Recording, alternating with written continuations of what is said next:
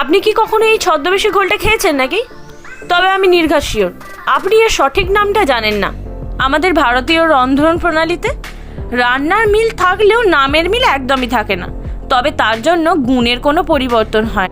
মনে এই ঘোলটার উৎপত্তি গুজরাটে মাটির পাত্রে পরিবেশিত এই ঘোলটা হজমের জন্য খুবই উপযোগী। সেখানে হয়তো এটা খাবার খাওয়ার পরেই এটাকে খাওয়া হয় হজম করার জন্য।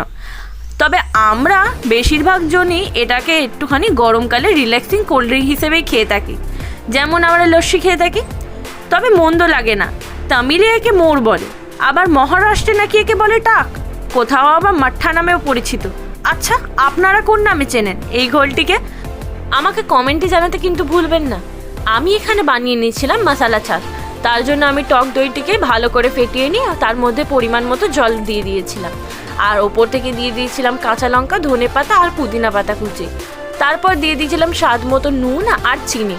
এখানে আমি বিট নুনটাই ব্যবহার করেছি, আপনারা চাইলে সিন্ধা নমকও অবশ্যই ব্যবহার করতে পারেন। আর তারপর ওপর থেকে ভেজে রাখা জিরে গুঁড়োটা দিয়ে দিলাম।